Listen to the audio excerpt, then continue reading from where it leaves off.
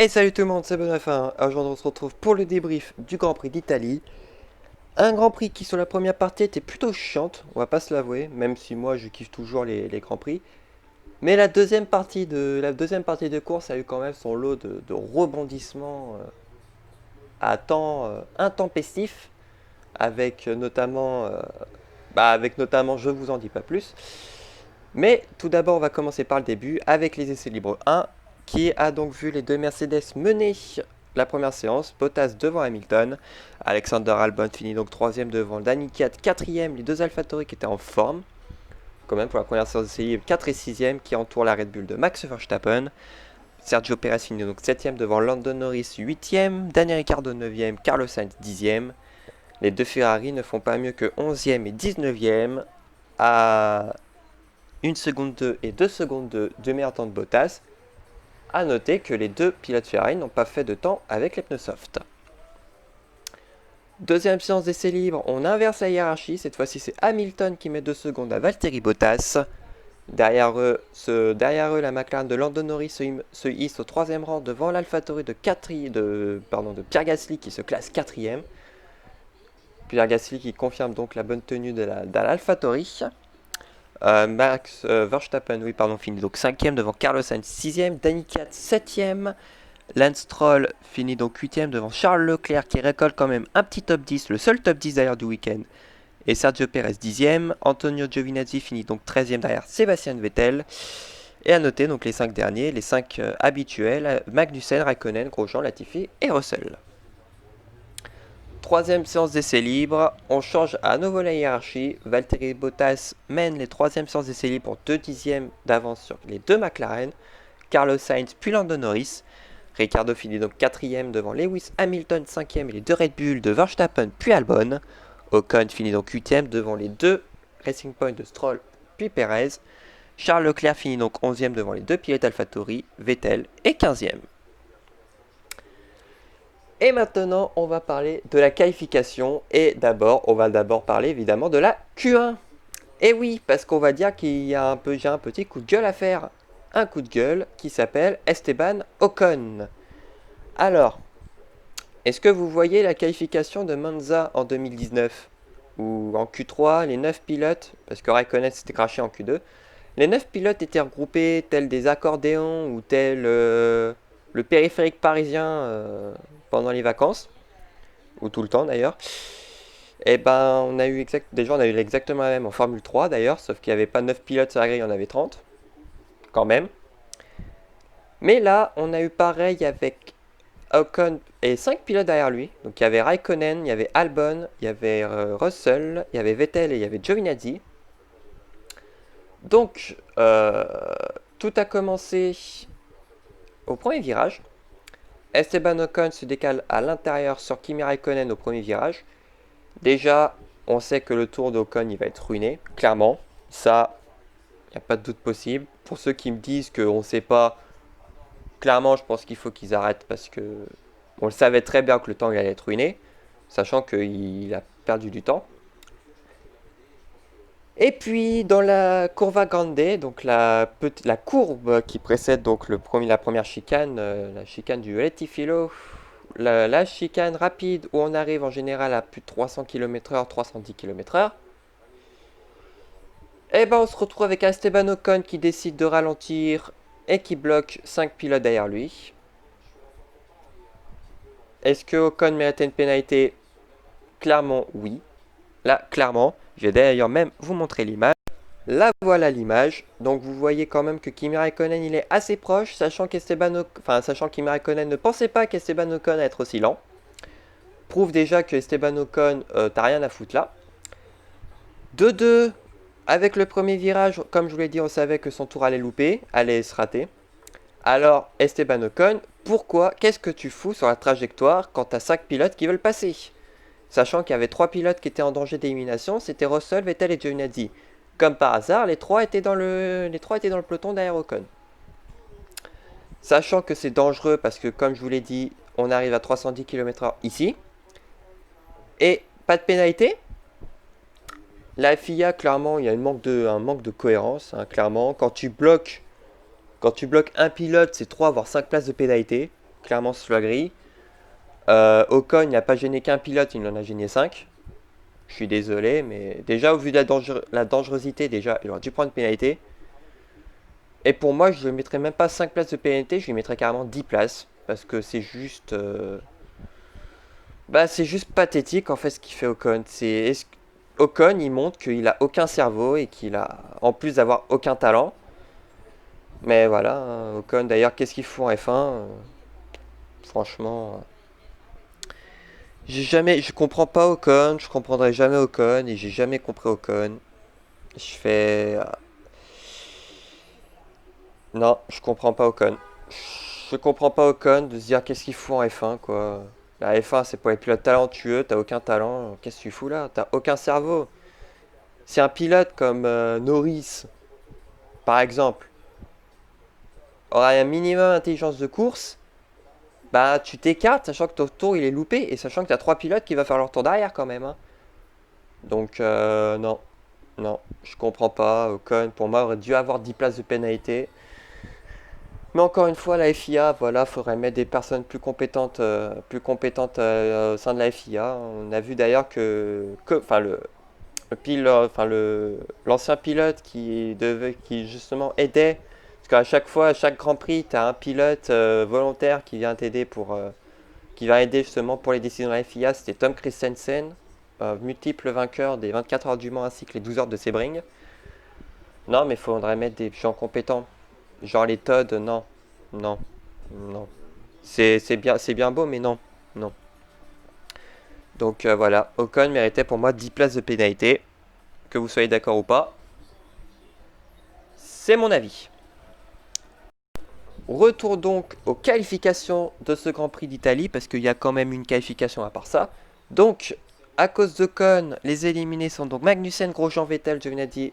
Non, pardon. Grosjean, Vettel, Giovinazzi, Russell, Latifi. Pardon, Magnussen était passé en Q2.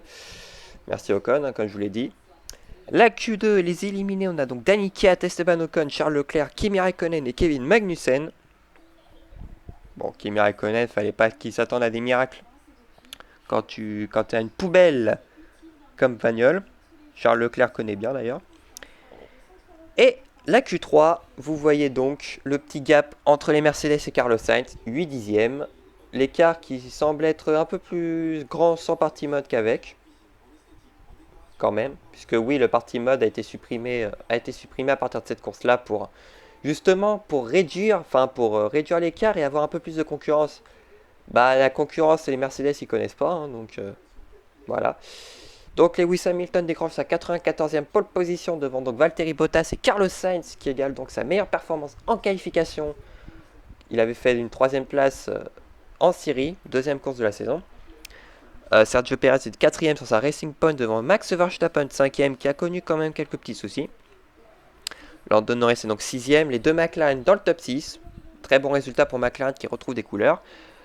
Daniel Ricciardo est 7ème devant Lance Stroll 8ème, Alexander Albon 9ème et Pierre Gasly 10ème.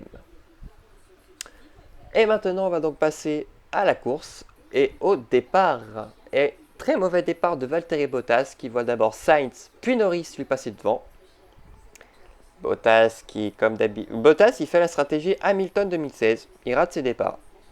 Est-ce que Bottas va donc être qu'un sextuple champion du monde? Oui. Ironique évidemment. Perez passe devant la Mercedes au deuxième Lesmo, puis Ricciardo, donc les Lesmo en Italie c'est le double droit. Et Ricciardo en profite à Ascari. En un tour, Bottas est donc passé de la 2e à la 6e place et suspecte une crevaison.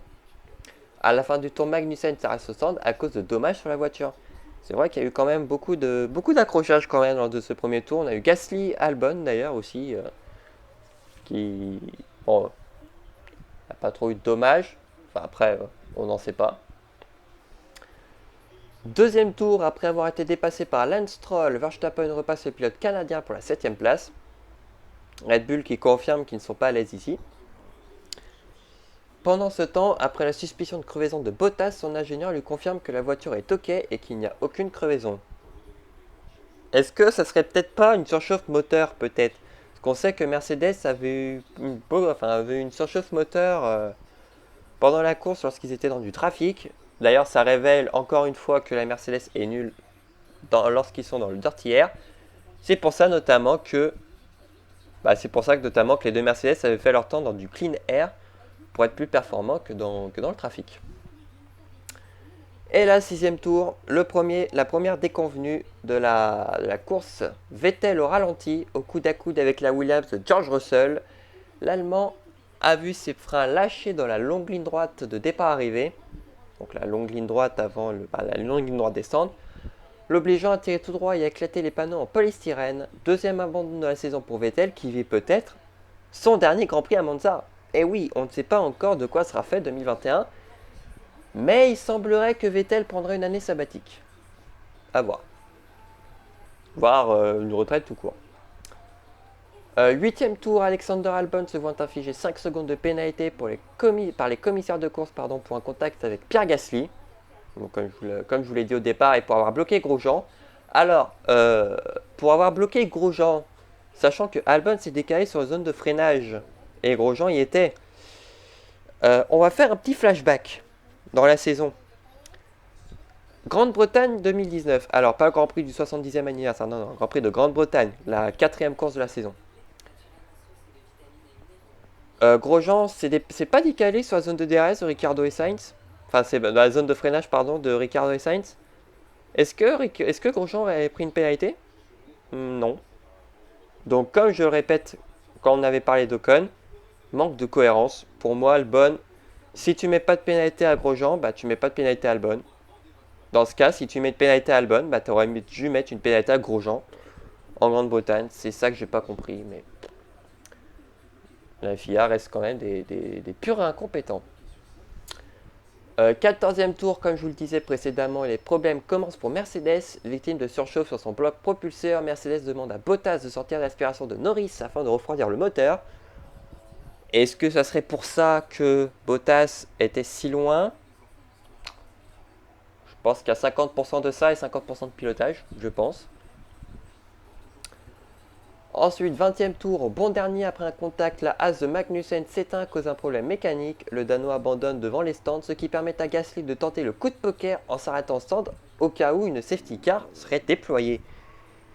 Et au final, il a eu totalement raison. D'ailleurs, Raikkonen a également tenté ce poker et il a eu totalement raison, puisque un tour après, la voiture de sécurité entre en piste pour évacuer la voiture de Magnussen. Gasly a fait le coup qu'il fallait. Merci Pierre Hamelin, je crois que c'est ça, son ingénieur de course qui lui avait justement dit de rentrer au stand. Donc il avait chaussé d'ailleurs des pneus hard. Hamilton et Giovinazzi en profitent pour s'arrêter au stand. Carlos Sainz mène la course pour la première fois de sa carrière. Et oui, pendant un tour certes, mais il aura mené. Et puis un tour suivant, la FIA lance une investigation contre Hamilton et Giovinazzi, puisque ces deux pilotes sont rentrés au stand, changé leur gomme. Mais le petit souci, c'est que les stands étaient fermés, puisque la Haas s'était garée devant les stands. Alors, est-ce que la pénalité... non, on va pas revenir parce que oui, Hamilton a une pénalité, mais on va d'abord revenir... Enfin non, on va en reparler plus tard lorsque Hamilton aura reçu sa pénalité. Parce qu'on va dire que... J'ai quand même quelques petites choses à dire. 23e tour, les pilotes de tête rentrent au stand, tout le monde sauf Lance Stroll qui décide de rester en piste. Lance Stroll, j'ai pas compris... J'ai pas trop compris ce qu'il a voulu tenter, mais... Est-ce qu'il aurait peut-être pas attendu le drapeau rouge? Je sais pas, mais... c'est une stratégie comme une autre. 24e tour, le restart. Hamilton vire en tête devant Stroll et Gasly. Leclerc dépasse les deux Alpha. Puis il les a bien bouffés les Alpha. Avant le freinage du virage 1, il passe 4e. Pourquoi pas. Mais sa 4e place, il n'aura pas profité longtemps, puisque un tour plus tard, Charles Leclerc est victime d'un gros crash à la parabolique. Je pense qu'il a peut-être trop surconduit sa voiture, il a perdu l'arrière, il est allé s'encastrer dans les murs de pneus. Alors le pilote est ok. Sur ce moment, c'est vrai qu'on a eu un peu peur. Mais bon, avec la sécurité qu'on a maintenant, les crashs mortels se font quand même rares en F1, bien sûr, évidemment. Donc, plus de peur que de mal, on va dire. Et la petite stat intéressante que j'ai retrouvée, c'est que pour la première fois depuis 1995, aucune Ferrari ne verra à l'arrivée à Monza. Eh bah, ça résume encore une fois la saison très compliquée de Ferrari, hein. On verra ce que ça va donner la semaine prochaine au Mugello, mais je suis pas tout à fait convaincu. Deuxième voiture de sécurité. 27e tour, la pénalité pour Antonio Giovinazzi tombe. Il reçoit 10 secondes de stop and go pour son arrêt au stand lorsque les stands étaient fermés. Donc logiquement, Hamilton va recevoir la même. Et quelques instants plus tard, les commissaires décident de brandir le drapeau rouge pour réparer le mur de pneus à la parabolique. Pendant cette interruption qui aura duré une petite vingtaine, voire trentaine de minutes, Lewis Hamilton reçoit la même sentence et doit purger sa pénalité dans les 3 tours de reprise de la course. Donc entre le 28e et le 31e tour. Et puis, on voit aussi que Lando Norris est également sous investigation pour avoir roulé trop lentement lors de son tour de rentrée au stand, afin d'éviter que Sainz soit gêné au même titre que Norris. Ce qui est un petit peu con parce qu'au final, t'auras gêné les deux pilotes qui sont derrière. Alors, je sais plus qui était derrière, je pense qu'il devait y avoir Ricciardo. Mais, je trouve ça un petit peu con. Et on va faire ainsi un autre flashback. Et je vais vous emmener un petit peu plus loin dans le temps. 2017 à Bahreïn. Donc souvenez-vous. Il y avait eu un accrochage entre Sainz et Stroll au premier virage, qui avait mené d'ailleurs à un double abandon des deux pilotes. Lewis, donc safety car, la safety car est sortie. Lewis Hamilton avait bloqué Daniel Ricciardo parce qu'en gros Valtteri Bottas était rentré au stand. Et Lewis Hamilton était justement ralenti devant les stands, ce qui avait bloqué Daniel Ricciardo pour éviter qu'il soit gêné justement Lewis Hamilton lorsque Mercedes changera les pneus, sachant qu'ils ont fait un double arrêt. Et Lewis Hamilton avait pris 5 secondes de pénalité pour ce geste. Logiquement, Lando Norris devait recevoir la même peine, parce que c'est à peu près c'est même la même chose qui s'est passé il y a 3 ans. C'est l'âge que je comprends pas. Après, tant mieux pour Lando Norris, puisqu'au final, il aura fait une bonne course malgré cela. Mais ouais, j'ai pas compris. D'ailleurs, j'ai aussi un petit coup de gueule à passer sur un truc aussi. Donc pendant le drapeau rouge. Alors, on va refaire un flashback. 2017. Il me semble que la FIA avait écrit un truc dans le règlement. Comme quoi que sous drapeau rouge, t'étais plus censé toucher aux bagnoles et changer de gomme. Règle qui a dû sûrement être enlevée, ce qui est d'ailleurs totalement con. Mais normalement, sous drapeau rouge, t'as vraiment pas le droit de... Enfin, t'es censé pas toucher la bagnole. Donc je comprends pas pourquoi les pilotes ont changé de pneus. Normalement, t'as pas le droit. Là, normalement, alors qu'il est, tout le monde aurait vu une pénalité quoi. D'ailleurs, Norris l'a dit que c'est totalement con d'autoriser les changements de gomme pendant un drapeau rouge. Non, je suis désolé, sous drapeau rouge, t'es pas censé toucher la voiture. Je suis désolé. Raikkonen, il a eu 5 secondes de pénalité parce qu'on lui avait changé le volant en 2017 à Bakou. Ce qui avait donné d'ailleurs la radio de la saison, clairement, le steering wheel. Mais non, pour moi, t'es pas censé toucher aux bagnoles, hein, donc bizarre. J'espère que la FIA sera claire et qu'ils remettront le fait que sous drapeau rouge, t'es pas le droit de toucher aux bagnoles pour 2021, parce que ça rajouterait, je pense, un petit peu de piment à la course. Donc, quelques minutes plus tard, toujours sous drapeau rouge, la FIA a annoncé que la reprise de la course se ferait à 16h20 sous départ arrêté. Donc ça veut dire qu'on aurait un deuxième départ. Avec évidemment pas la même grille, mais la grille de départ le classement lorsque la course a été arrêtée tout simplement. Donc ce qui donne Hamilton, Stroll, Gasly, Raikkonen, Giovinazzi. Sainz, Norris, Bottas, Latifi, Ricciardo. Donc Latifi 9ème, oui. Verstappen 11, Ocon 12, Kiat 13, Perez 14, Russell 15, Albon 16 et Grosjean 17. Les deux Red Bull, pour le moment, c'est le 0 pointé. Hein. Donc, le deuxième restart. Hamilton prend un bon envol, tout comme Gasly qui prend la deuxième place à Stroll avant même le premier virage. Le Canadien s'étant loupé, il se fait passer par les deux Alfa Romeo avant de tirer tout droit au virage numéro 3, sans perdre de place, heureusement. Mais, alors peut-être un problème de frein pour Lance Stroll, mais j'ai pas compris pourquoi...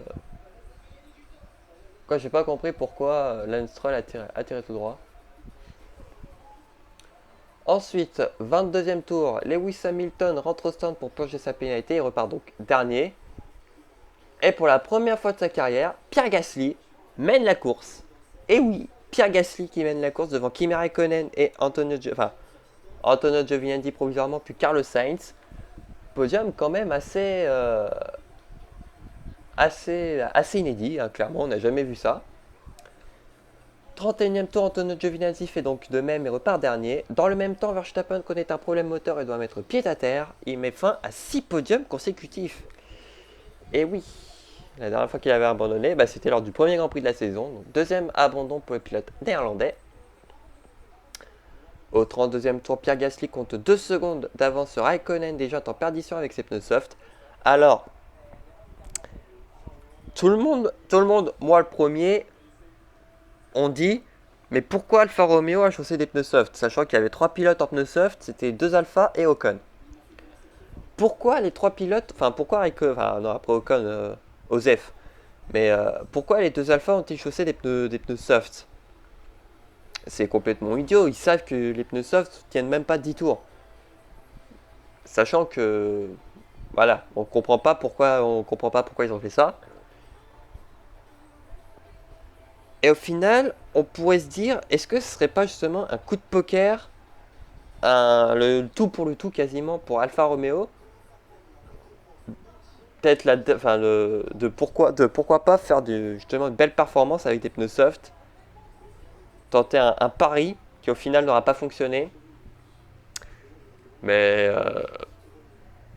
ouais, non, c'est dommage. Je pense que s'il serait parti en médium ou en hard, peut-être plus en médium, je pense que les 2 Alpha auraient pu, pourquoi pas, même pas les 2 Alpha, non, parce que Giovinazzi était complètement hors course. Mais je pense que Raikkonen aurait pu tenter de finir peut-être devant Kiat. Mais bon, c'est dommage. Et pendant ce temps-là, Hamilton continue à monter. Il se retrouve 15e avec 26 secondes de retard sur Gasly. Ensuite, 33e tour, McLaren demande à Sainz de la patience pour doubler Raikkonen. Mais au final, il n'aura pas besoin d'attendre bien longtemps puisqu'il dépasse Raikkonen au premier virage et passe deuxième et à 4 secondes de Gasly. Et là, on sait que ça va être une bataille entre les deux pilotes. 34e tour, Kimi Raikkonen en perdition voit Stroll et Norris lui passer devant. Le Finlandais passe désormais 4e. Donc là, vous voyez que ça commence la descente aux enfers pour Raikkonen. Ensuite, 37e tour, Sainz reprend un peu de marche sur Gasly puisqu'il compte 3 secondes 4 d'avance sur le pilote espagnol. Plus loin, Bottas prend le meilleur sur Raikkonen qui descend 5e. Ensuite, 38e tour au tour de Ricciardo de passer Kimi Raikkonen qui descend en P6. Et là, 39e tour, l'écart qui continue de se réduire, 3 secondes 3 entre Gasly et Sainz. 40e tour, Hamilton, après avoir longtemps buté sur Albon, le passe enfin à la deuxième chicane. Il est désormais 14e. Son prochain adversaire, c'est George Russell. George Russell qui se fait aussitôt bouffer par le pilote Mercedes. Puis, dans la foulée, il dépasse Grosjean. Donc en un tour, il gagne 2 positions. Au 42e tour, petit update d'écart entre Gasly et Sainz qui est désormais à 2 secondes 5. Donc attention Gasly. 43e tour, l'écart est stable entre les deux premiers. Sainz semble avoir beaucoup tapé dans les gommes. Eh oui, à force d'avoir attaqué, il avait perdu un petit peu de temps, mais des datas, euh, Gasly perdait du temps dans le secteur 1, mais en gagnait dans les deux autres secteurs. Et c'est peut-être pour ça qui a fait que... Je vais vous garder la surprise. Mais, euh, mais Sainz avait beaucoup tendance à rattraper Gasly dans le premier secteur, mais McLaren était plus rapide que AlphaTauri, déjà en vitesse de pointe également. Je crois que ça s'est joué à 10 km/h, mais la McLaren était beaucoup plus à l'aise dans le secteur 1 qu'AlphaTauri. 44e tour, Bottas revient sur Norris pour la 4e place. Et puis au 46e tour, son coéquipier britannique continue sa remontée, puisqu'il passe Latifi pour la P11, puis Raikkonen, Hamilton est de retour dans les points. Et oui. 47e tour, Pierre Gasly compte désormais 1 seconde 5 d'avance sur Carlos Sainz, pardon. Et là, on comprend tout de suite que ça va se jouer dans les 3 derniers tours. 48e tour, encore 5 tours à parcourir et Gasly compte 1 seconde 2 d'avance sur Carlos Sainz, pardon. Au 49e tour, Sainz tente le tout pour le tout, quitte à dégrader ses pneus et à tout perdre. Il a 1 seconde 3 de retard sur le pilote AlphaTauri. Dans le même temps, Hamilton passe Perez et prend la 9e place. Mais quand même, devant, la bataille est très disputée et Gasly se décale dans la ligne droite avant la parabolique pour couper l'aspiration de Sainz. Et oui, parce que comme je vous l'ai dit, la McLaren est plus rapide que l'AlphaTauri. 51e tour, Hamilton prend le meilleur sur 4 pour la 8e place, malgré quand même une belle résistance quand même du pilote russe, qui a malheureusement son baquet qui est en sursis quand même pour 2021. 52e tour, 1 seconde 1 entre Gasly et Sainz. La victoire va se jouer dans le dernier tour et avant Ascari, Sainz réussit à être dans la zone de DRS de Gasly. Attention, la bagarre pour la win qui me fait penser à Verstappen, Raikkonen et Spa 2016. Au 53e tour, dans le dernier tour, Carlos Sainz revient comme une fusée sur Gasly dans la longue ligne droite de départ arrivée, se décale pour mettre la pression aux Français, mais Gasly résiste. D'ailleurs, Julien Febvre était... il était pas bien, on le voyait à Ascari, il commençait un petit peu à hausser la voix en mode... ne te laisse pas t'aspirer, accélère. Enfin voilà, ça a même fait. D'ailleurs, il y a même eu la une de l'équipe aujourd'hui où le message c'était accélère, preuve que ils ont toujours pas oublié la victoire de Gasly même si ça fait 2 jours. Donc après tu me diras, ça va être, je pense difficilement oubliable un scénario comme ça. Et au bout du 53e tour, Pierre Gasly remporte la première victoire de sa carrière. Et la première victoire d'AlphaTauri, d'ailleurs. Et oui, première victoire d'AlphaTauri sous cette dénomination. Deuxième victoire de Toro Rosso, d'ailleurs, après Vettel, il y a 12 ans, ici même, à Monza. 24 ans notamment après la dernière victoire française. C'est 8876 jours, je crois. 8876 jours après la dernière victoire, Olivier Panis à Monaco en 1996, le 13e pilote à s'être imposé en Grand Prix, 13e pilote français après. Alors, il y a eu Trintignant, il y a eu Sever, il y a eu Jabouille, il y a eu Despaillé, il y a eu Jabouille, il y a eu Lafitte, il y a eu Prost, Alési, Panis, il y en a eu qui d'autre? Il y a eu Pironi, il me semble. Après, je ne me rappelle plus, mais il y a surtout aussi Pierre Gasly. Le Normand devient également à 24 ans le plus jeune pilote français vainqueur et le 109e dans l'histoire. Ce qu'il faut pas oublier, c'est que quand Olivier Panis a remporté la course à Monaco en 1996, Pierre Gasly avait 3 mois.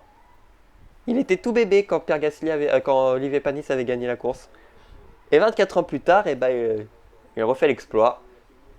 Il finit avec 4 dixièmes d'avance. 415 millièmes d'avance sur Carlos Sainz, deuxième, qui obtient d'ailleurs son meilleur résultat de sa carrière.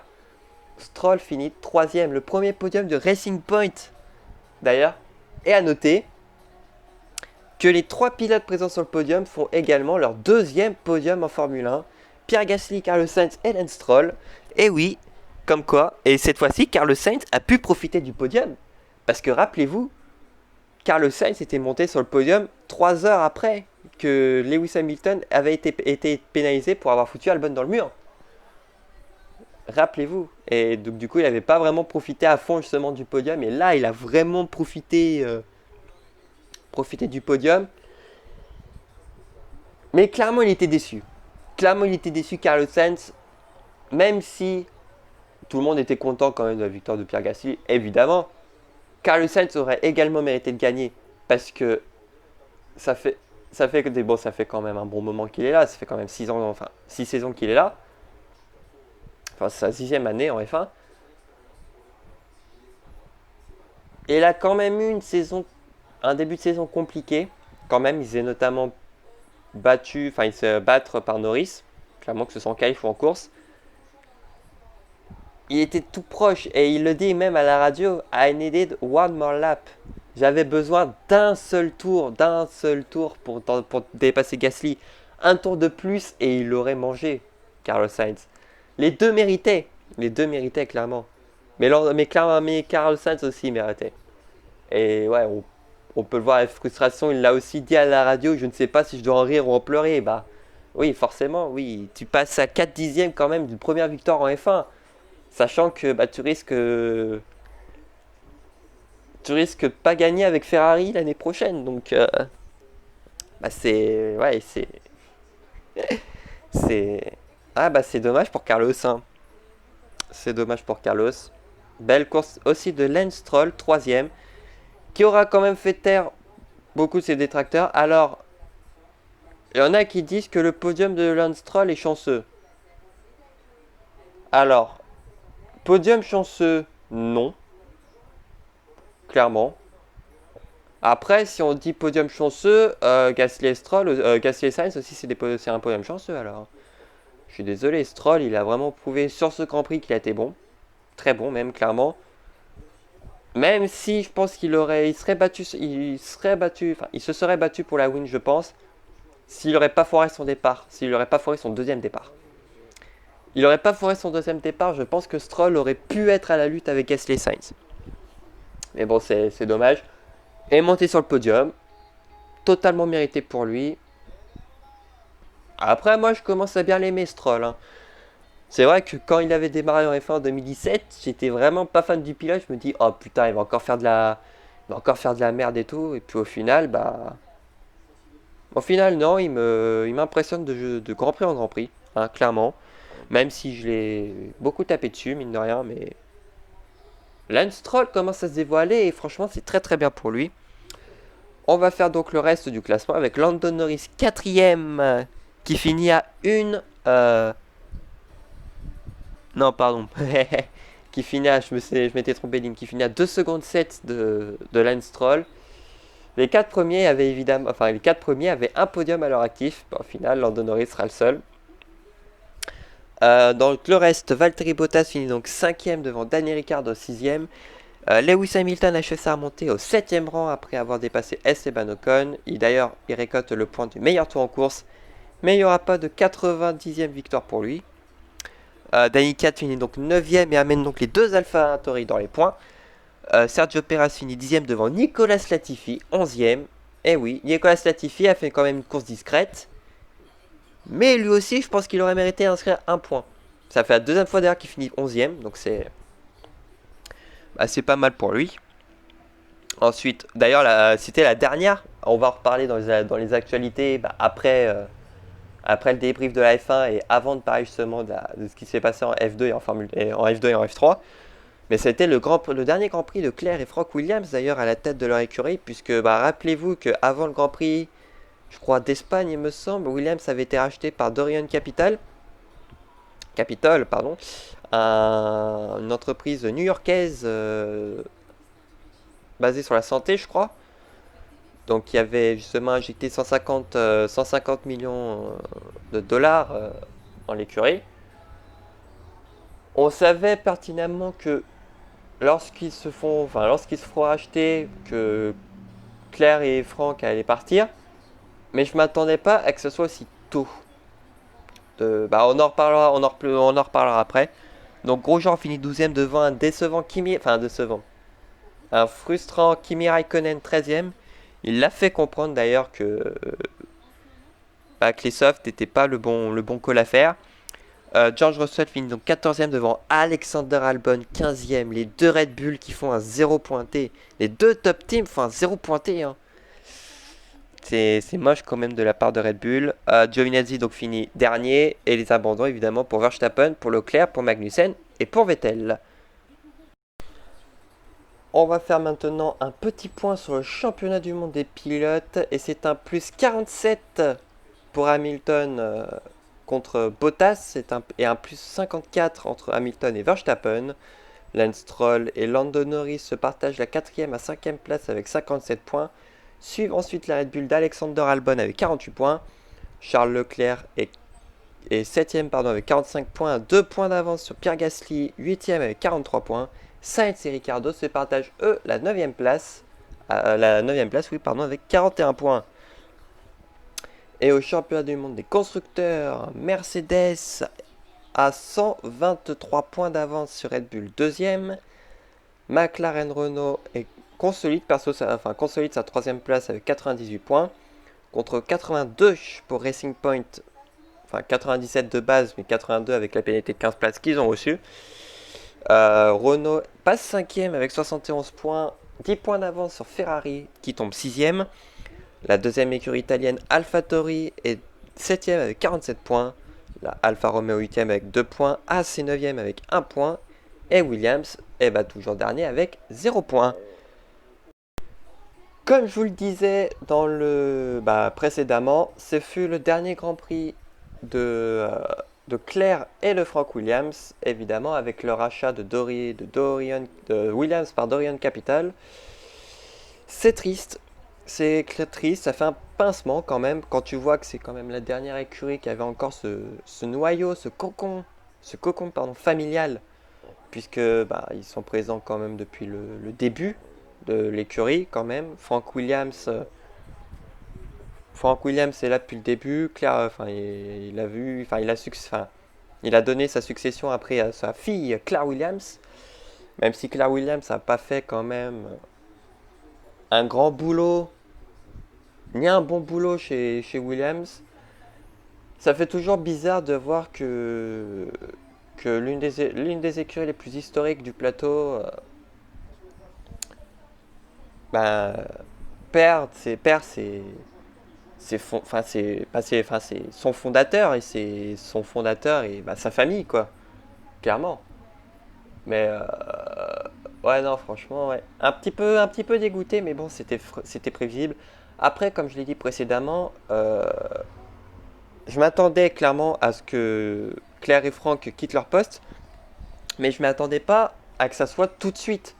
Moi, je pensais vraiment à en fin de saison, quoi. Après le Grand Prix d'Abu Dhabi, ils disaient au revoir à l'écurie et tout. Et je pensais pas que ça allait direct après le Grand Prix de Monza.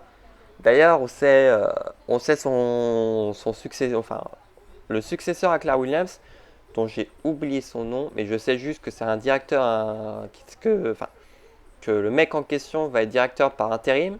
Je me souviens plus de son nom. J'ai complètement bouffé son nom. Mais ouais, triste quand même pour du départ de Claire et Frank Williams. D'ailleurs, George Russell et Nicolas Latifi ont tous deux rendu hommage justement à la radio à la fin de la course à Claire Williams. D'ailleurs, Nicolas Latifi qui avait justement remercié Williams de lui avoir donné l'opportunité enfin de courir en F1 après 5 saisons en Formule 2. Et George Russell avait remercié Williams justement pour enfin lui avoir donné sa chance aussi. Et qui vont tout faire justement pour que Williams revienne dans un top niveau comme il l'était en 2014 ou 2015, mais renoue petit à petit avec avec les points. Après, pourquoi pas des points aujourd'hui, hein. Enfin aujourd'hui cette saison, mais ça semble quand même très très compliqué quand tu vois que que, que le top 10 est quand même assez loin. Et la deuxième info qui est tombée il y a... Bah, c'était avant la qualification, il me semble. Mais la grosse info qui a quand même eu l'effet d'une bombe. On a, on a commencé à entendre parler un petit peu d'un changement de nom de Renault et une éventuelle arrivée d'Alpine dans d'Alpine en F1. Et ben, ça a été confirmé. Renault s'appellera donc Alpine F1 Team en 2021. Alors, l'écurie changera juste de nom et de livrée. D'ailleurs, il y a un concept de livrée qui est sorti. La livrée serait bleu, blanc, rouge, clairement. Après, est-ce que ça sera la livrée définitive ou est-ce qu'il y aura des changements? On ne sait pas encore. Mais on sait juste qu'il y aura du bleu, du blanc et du rouge pour, sur la livrée pour 2021. Donc du coup, Esteban Ocon et Fernando Alonso ne seront pas chez Renault, mais chez Alpine. Est-ce que la venue d'Alpine chez Renault, enfin non, la venue d'Alpine en F1 est une bonne idée? Oui, oui, clairement. Parce que bah déjà, Alpine, c'est une marque que j'affectionne beaucoup. Déjà, alors Alpine, alors tout le monde dit que c'est une marque, bon, une marque qui sont présents, je crois, en WEC et en rallye, si je dis pas de bêtises. Mais sont plus voitures de course que Renault, je trouve. Parce que quand tu vois, enfin, quand vous réfléchissez, Renault, à part en F1, en sport mécanique, ils sont où? Je crois pas qu'il y ait de Renault, hein. Je crois que à part la F1, Renault, ils sont nulle part en sport automobile, hein. Si vous pouvez me confirmer ça en commentaire, mais Alpine est quand même bien présent en sport automobile que Renault. C'est un coup marketing, clairement, c'est ce qui revient en premier, c'est un coup, enfin c'est du marketing, tout simplement. Après, faire venir une marque comme ça en Formule 1, ça peut être vraiment une bonne chose pour la F1, d'attirer une marque bah, de, une marque WEC, tout simplement, donc l'endurance. Voilà, pour moi, à voir les performances. Après, comme je vous l'ai dit, ils changent juste le nom et la livrée, hein. Ils seront toujours basés à Enstone et à Viry-Châtillon. Ils auront toujours Cyril Pitbull. Ils auront toujours les mêmes infrastructures. Non, c'est. Bah, Renault et Alpine, c'est un petit peu à la manière d'AlphaTauri et Toro Rosso. C'est juste un changement de nom et de livrée, hein. Ils resteront toujours là où ils sont, avec les mêmes infrastructures, le même team principal, le même chef de Renault, le même PDG de Renault. Enfin, voilà, ils changent juste de nom. Et voilà, maintenant on a terminé avec cette page F1 et maintenant on va se concentrer à ce qui s'est passé en Formule 2 et en Formule 3. Et on va d'abord commencer par la Feature Race, donc la course longue en Formule 2, qui a vu la victoire de Mick Schumacher devant Luca Giotto et Christian Lundgaard. Mick Schumacher qui a bien profité quand même des problèmes, du gros problème au stand qu'a connu Callum Ilott pendant la course, à savoir que bah, déjà le changement était quand même assez long. Puis il a calé, ce qui lui a fait que bah, il est reparti du fond de la grille quasiment. Donc c'est dommage pour Callum Ilott. Première victoire d'ailleurs donc pour Mick Schumacher. 14 ans d'ailleurs après son père. Souvenez-vous que Michael avait gagné l'Italie en 2006. Après, victoire méritée. Pour moi non, mais bon, Schumacher qui gagne, tant mieux, hein. Donc Christian Lundgaard finit donc 3ème devant Yuki Tsunoda 4ème. Les deux Uni Virtuosi de Zhou et d'Ilott finissent donc 5 et 6ème devant Dan Ticktum 7ème. Louis Deletras finit 8ème devant Robert Schwarzman 9ème et Gian Daruvala 10ème. Le jeune Estonien Juri Vips finit donc 11ème devant Pedro Piquet 12ème. Armstrong finit 14ème devant les deux MP de Matsushita et Drukovic. A noter les deux HWR Race Lab qui sont toujours au fond du trou, 17 et 18ème. A noter le seul abandon de la course, celle de Nikita Mazepin. Enfin, celui de Nikita Mazepin plutôt. Championnat du monde des pilotes après la course 1, voit Robert Schwarzman et Callum Ilott à égalité de points avec 134 points, 3 points d'avance sur la 3ème place de Mick Schumacher avec 131 points. Yuki Tsunoda est 4ème avec 123 points, 19 points d'avance sur Christian Lundgaard 5ème qui monte de 2 places auparavant. Guan Yu est 6ème avec 102 points, seulement une unité d'avance sur Nikita Mespin qui perd également 2 places, 7ème avec 101 points. Louis Deletraz est 8ème avec 85 points devant Dan Tiktum avec 77 points et Luca Giotto 10ème avec 71 points qui grimpe d'une place et qui apparaît dans le top 10. Au championnat du monde des constructeurs, voit donc Prema Racing en tête avec 29 points il me semble d'avance sur Univirtuosi 2ème avec 236 points. Hightech Grand Prix 3ème avec 172 points devant Carlin 4ème avec 142 points, 4 unités d'avance sur Art 5ème. MP Motorsport est 6ème avec 109 points, Charouz est 7ème avec 87 points, 7 points seulement devant Dams 8ème avec 80 points. Campos Racing est 9ème avec 33 points, HWRS Lab 10ème avec 9 points et Trident 11ème avec seulement 5 unités. Alors, course 2 à Monza a vu donc la victoire de Kyle Mailot sur tapis vert. De base, c'était Dan Tiktum qui avait remporté la course. Mais le pilote britannique est tombé en panne d'essence lors de son tour de décélération après la course. Il a dû s'arrêter et a dû être emmené justement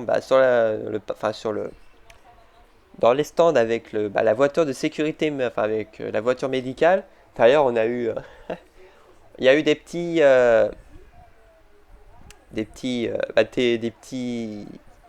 mèmes, on va dire, des petits montages en disant que ouais, il y a même une Mercedes gagne en Formule 2. C'est vrai que ça faisait bizarre de voir la safety car se mettre en première place.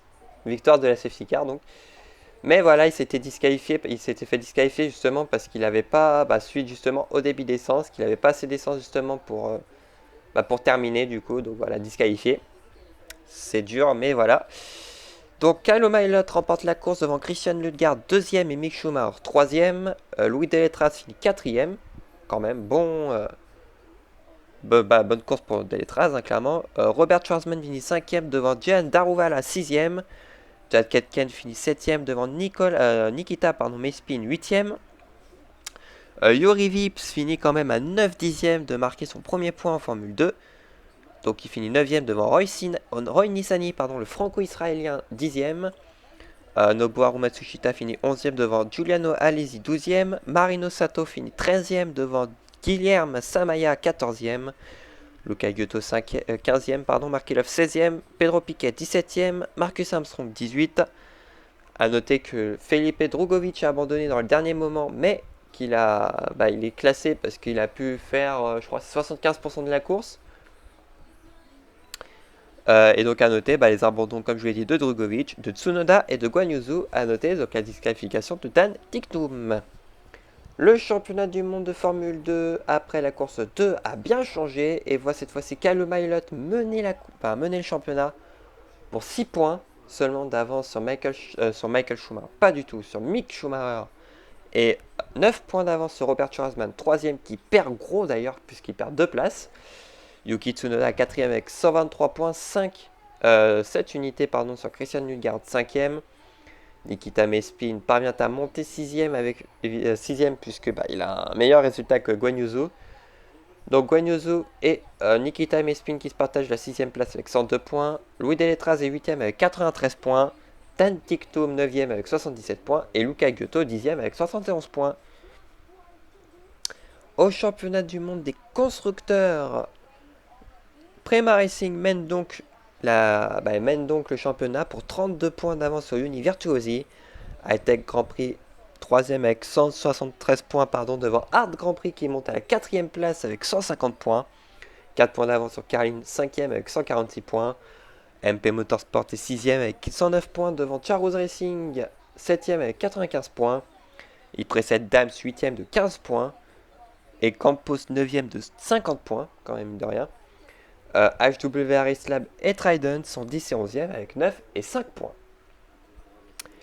Maintenant passons à la Formule 3 avec la course 1 qui a vu donc la victoire du Danois Frederik Vesti sur Prema devant donc Théo Pourchaire 2ème sur sa Art Grand Prix. Il fait quand même une très très belle saison Théo Pourchaire.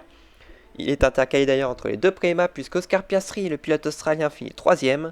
David Beckman est 4ème devant Jack Hughes 5ème. Liam Lawson 6ème devant Lirim Zendeli 7ème. Ben Viscal est 8ème devant Enzo Fittipaldi 9ème. Et Michael Beloff 10ème sur sa Charouz.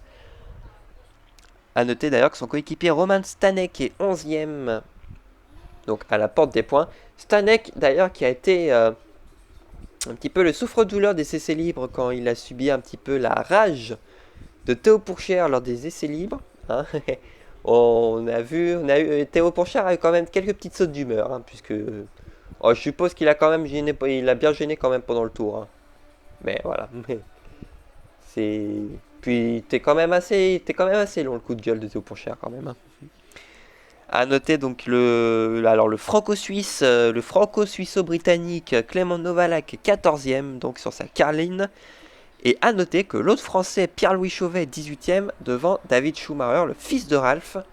À noter donc les abandons Sébastien Fernandez, Oli Caldwell et Matteo Nannini.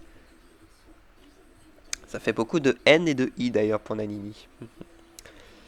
Au championnat du monde des pilotes, après la course 1 à Monza, voit donc Oscar Piastri prendre la tête du championnat avec 8 points d'avance sur Logan Sargent et alors 36 d'avance sur Théo Pourchère qui parvient à monter 2 places.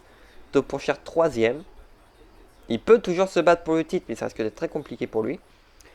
David Beckman est donc 4ème avec un demi-point de retard sur le pilote français. Liam Lawson est 5ème avec 123 points. Frédéric Vestier est donc 6ème avec 117,5 points. Lirim Zendeli 7ème avec 78 points. Il précède Jack Hughes 8ème avec 73,5 points. Je vais y arriver. Richard Verschoor est 9ème avec 62 points. 4 points d'avance sur Alexander Peroni. Je vais y arriver. À chaque fois je me trompe dans le prénom. Je suis fatigué, c'est normal. Donc Alexander Peroni évidemment 10ème avec 58 points. Au championnat du monde des constructeurs, Prema Racing, champion du monde des constructeurs, évidemment, puisque ils ont quand même une large avance sur Trident, 2ème avec 217,5 points. Art est 3ème avec 190 points. Hightech Grand Prix 4ème avec 142 points. 40 points d'avance sur MP Motorsport 5ème avec 102 points. HWRS Lab est 6ème avec 82,5 points. Quelques points quand même devant Campos, 7ème avec 58 points. 12 points d'avance sur Carlin Buzz Racing, 8ème avec 46 points. Genzer Motorsport est 9ème avec 11 points. Et Charouz Racing System ferme la marche avec 2 points. La course sprint, la course 2 de ce Grand Prix d'Italie à Monza a vu Jack Hughes s'imposer devant Théo Pourchère et Alexander Smolyar. A noter que c'était Liam Lawson qui avait terminé 2ème, mais il s'est pris 10 secondes de pénalité pour je ne sais plus quelle raison. Je pense que c'est peut-être dû à ses manœuvres dangereuses, peut-être, je suppose. Donc les deux Hart font un podium, double podium d'ailleurs pour Théo Pourchère, double 2ème place surtout. Donc Alexander Smolyar finit donc 3ème devant Lirim Zendeli 4ème. Alexander Peroni finit donc 5ème devant Pierre-Louis Chauvet 6ème. Les deux Français finissent dans les points. Liam Lawson est donc 7ème devant Roman Stanek 8ème. Oli Caldwell 9ème et Richard Verschoor 10ème. Sébastien Vettel est 11ème devant Sophia Flörsch 12ème, la seule femme en Formule 3 d'ailleurs. En termes d'abandon, à noter quand même les 3 Prema qui ont abandonné. D'ailleurs, accrochage notable entre Frédéric Vestier et Logan Sargent qui ont tous les deux donc abandonné. Suivent ensuite Clément Novalak, Oscar Piastri, David Schumacher, David Beckman, Lucas Denner et Bent Viscal qui a été disqualifié alors qu'il avait fini 10ème. Au championnat du monde des pilotes, après la deuxième course de ce Grand Prix d'Italie, voit Oscar Piastri et Logan Sargent voir donc Piastri et Sargent place inchangée, 1 et 2 toujours avec 160 et 152 points. Mais voyez quand même Théo Pourchère revenir avec 136 points, soit quand même 24 points de retard. Donc il est en bataille pour le titre, Théo Pourchère. Liam Lawson est 4ème avec 127 points. David Beckman perd une place au profit justement de Liam Lawson, 5ème avec 123,5 points. Frédéric Vestier 6ème avec 117,5 points devant Jack Hughes 7ème avec 88,5 points. Lirim Zandeli est 8ème avec 86 points devant Alexander Peroni 9ème avec 64 points. Un point seulement devant le néerlandais Richard Verschoor 10ème avec 63 points. A noter que je crois 6 pilotes peuvent se battre pour le titre à l'issue des 2 dernières manches au Mugello la semaine prochaine. Piastri, Sargent, Pourchaire, Lawson, Beckman et Vesti. Au championnat du monde des constructeurs, voit-on toujours Prema en tête, toujours avec 429,5 points. De toute façon, ils sont champions. Trident est deuxième avec 227,5 points. Seulement 13,5 points d'avance sur Hard Grand Prix, troisième avec 214 points. Hightech Grand Prix est quatrième avec 151 points. MP Motorsport est cinquième avec 103 points. HWRS Lab revient beaucoup sur MP Motorsport, 97,5 points pour HWRS Lab en 6ème place. Campos est 7ème avec 64 points. Carlin Buzz Racing est 8ème avec 46 points. Johnson Motorsport est 9ème avec 11 points. Tandis que Chaos Racing System ferme la marche avec 5 points. Et ben voilà, on en a terminé donc avec ce débrief du Grand Prix d'Italie à Monza. J'espère que cela vous aura plu. Si c'est le cas, faites-le savoir en mettant un pouce bleu, en commentant et en vous abonnant. Et en partageant notamment sur vos réseaux sociaux. On se retrouve donc la semaine prochaine pour le débrief du Grand Prix. Alors un autre débrief du Grand Prix d'Italie, mais cette fois-ci au Mugello. D'ici là, portez-vous bien. Ciao tout le monde.